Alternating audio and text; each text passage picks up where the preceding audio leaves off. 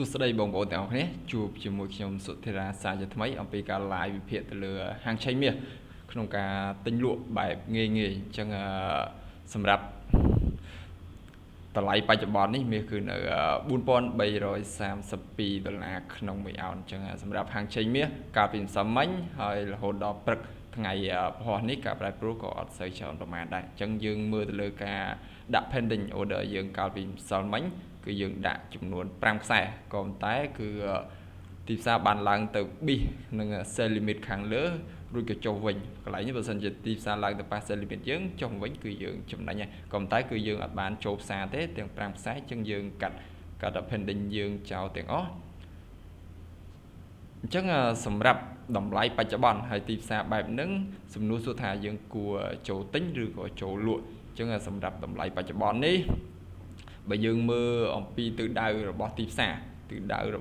អញ្ចឹងសម្រាប់ទិសដៅទីផ្សារបានព្យាយាមឡើងទៅលើដែរក៏ប៉ុន្តែឡើងទៅលើទើ resistance ខាងលើរួចក៏ចុះមកវិញអញ្ចឹងសម្រាប់ទិសដៅមាសនៅថ្ងៃពហុនេះភាគរយចុះអាចមានច្រើនអាចចុះមករកតម្លៃ support ខាងក្រោមនេះអញ្ចឹងយើងរកឱកាសក្នុងការលក់គឺល្អក៏ប៉ុន្តែតម្លៃបច្ចុប្បន្ននេះសួរថាយើងគួរលក់ឬក៏គួររងចាំអញ្ចឹងតម្លៃបច្ចុប្បន្នបើសិនជាអាចយើងរងចាំតិចទៅហើយបើសិនជាបងប្អូនចង់លក់យើងអាចលក់តូចអញ្ចឹងខ្ញុំឧទាហរណ៍ខ្ញុំលក់នៅតម្លៃបច្ចុប្បន្នមួយនៅតម្លៃ$4,333អញ្ចឹងតម្លៃនេះបើសិនជាបងប្អូនចង់លក់បងប្អូនអាចលក់តូចហើយបើចង់ដាក់ TP អញ្ចឹងយើងអាចដាក់ TP នៅតម្លៃខាងលើនេះ$4,296ហើយតម្លៃខាងក្រោមមួយទៀតគឺនៅតម្លៃ support ក្រោមនេះគឺ$4,277អញ្ចឹងយើងអាចដាក់ TP ចំនួនខាងលើក៏បានឬក៏ខាងក្រោមក៏បានអាស្រ័យលើបងប្អូន trade យកចំណេញខ្លីឬក៏ចំណេញវែងអញ្ចឹងខ្ញុំនឹងដាក់ sell limit មួយទៀតនៅតម្លៃខាងលើនេះអញ្ចឹងខ្ញុំដាក់ sell limit មួយទៀតនៅតម្លៃ$4,352អញ្ចឹងសម្រាប់ sell limit ជាទូទៅខ្ញុំដាក់2ខ្សែអញ្ចឹងខ្ញុំនឹងថែមមួយខ្សែទៀតនៅតម្លៃ$4,382ឬក៏$4,380ក៏យើងអាចដាក់បានដែរសម្រាប់ sell limit អញ្ចឹងសម្រាប់តម្លៃបាយបើសិនជាបងប្អូនរងចាំបានយើងអាចរងចាំនៅពេលដែលទីផ្សារចុះមកក្រោមតិចទៀតមករក support ខាងក្រោមនេះគឺយើងអាចទិញបានដែរឬមួយយើងអាចដាក់ buy limit បានអញ្ចឹងសម្រាប់ buy limit អញ្ចឹង buy limit ខ្ញុំដាក់ចំនួន3ខ្សែគឺនៅតម្លៃទី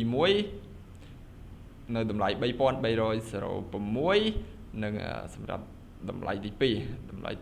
2យើងអាចអុសឡើងលើបន្តិចមកគឺនៅតម្លៃ$4,287អញ្ចឹងខ្ញុំនឹងដាក់មួយខ្សែទៀតនៅតម្លៃ$4,266អញ្ចឹងសម្រាប់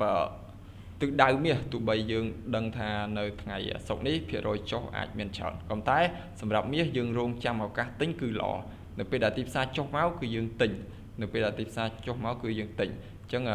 យល់ល្អយើង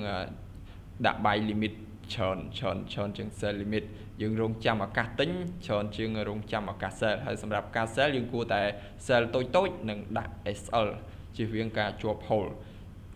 អញ្ចឹងនៅថ្ងៃនេះគឺខ្ញុំមានតែប៉ុណ្្នឹងហើយយើងរងចាំមើលថាតើនៅថ្ងៃស្អែកទីផ្សារចុះមកប៉ះ buy limit យើងឡើងទៅលើវិញឬក៏ឡើងទៅប៉ះ sell limit យើងហើយចុះមកវិញយើងចំណេញអញ្ចឹងយើងរងចាំមើលថ្ងៃស្អែកទាំងអស់គ្នាអ